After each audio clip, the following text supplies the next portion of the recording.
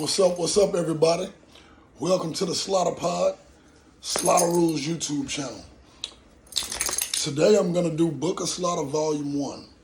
I'm going to talk about my father, Duke Walker, Harold and James Walker, aka Duke Walker. This story here, which is a true story, takes place in what we call the Wicked City, Dickinson, Texas, between Houston and Galveston. My father, Duke Walker, he made a reputation for himself in the Wicked City for just being a pure hellraiser. I've heard so many different stories and accounts of my father's reign of terror all the way to his tragic end. My father's demise, ever since a kid, I've peeped a little bit of karma in there, a lot of irony in there. Well, let's just get into it. My father, Duke Walker, who was just a town thug, town bully, just grown men were scared of him. Again, he was a real hellraiser. One of the most crazy accounts I've ever heard, and I've heard many accounts and stories of all the shit my dad did. But his neighbors had this real big, vicious Doberman pinscher. Would bite at the gate at you, would just go crazy anytime somebody came by. A very intimidating, large Doberman. My father finally grew tired of the dog always yapping at him and growling at him. Jumped the neighbor's fence, cut the Doberman pinscher's head off, and hung it on this fence post. I've had 20, 30 people tell me that same story, which is just unbelievable. My father eventually started getting into cocaine, and back in the 70s, in a lot of the black communities to this day, you know, there's a lot of drug usage, a lot of crime. Some of it, house full of animals. Some of it is still prevalent today in minority communities where magically there's just a lot of drugs and guns that just are made readily available.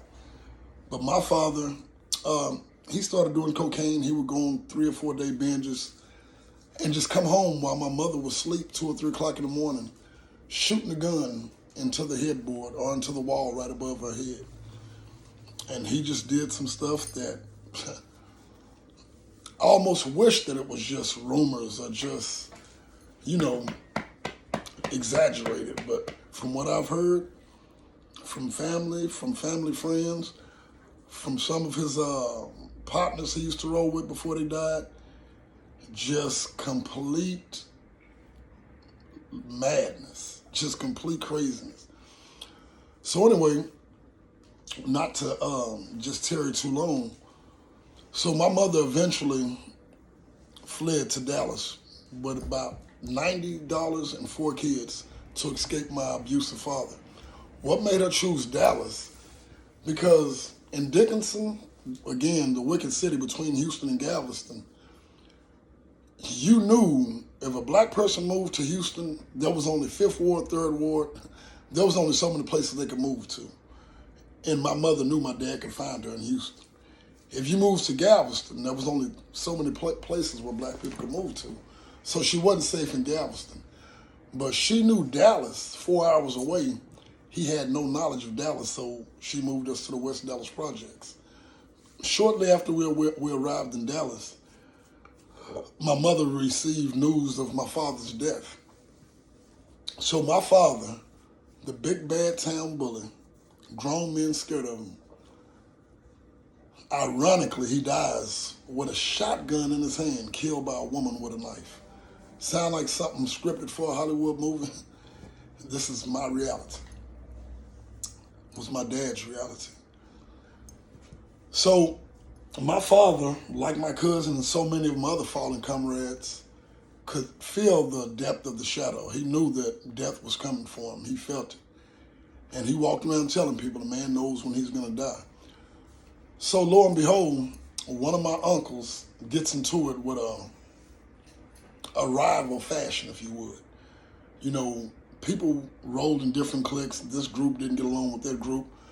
So one of the groups that my father and uncles had problems with, one of the guys my uncle had some words with. It got back to my uncle that your brother's at the bar, and he had some words with such and such. My father, mad at the world, homicidal, suicidal, didn't give a damn, had nothing to lose. Went and took my grandfather's shotgun, a big 12 gauge, probably 4 foot tall gauge, sawed the barrel off, sawed the handle off, stuck it in his coat, goes up to the bar. Lo and behold, my uncle is still at the bar. So my father asked me, so who is this mother effer you got into it with? My uncle was like, oh, don't worry about that. Me and Buddy done shook hands. He done bought me a drink. We're cool. He said, who is the dude?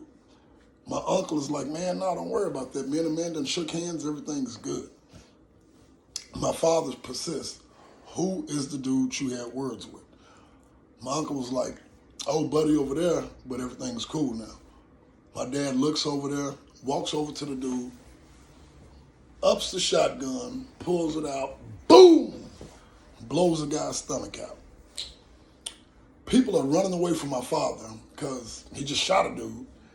And that's human nature. Somebody shoot a shotgun in a club. You can imagine how loud a sawed-off 12 gauge is inside of a club. So, of course, naturally, people are running from him. While people are running from my father while he's got the shotgun in his hand, the guy's wife calmly pulls a butcher knife from her purse, standing on the side of him. He's not even looking at her. He doesn't view her as a threat. Underestimate no one. Stay ready at all times.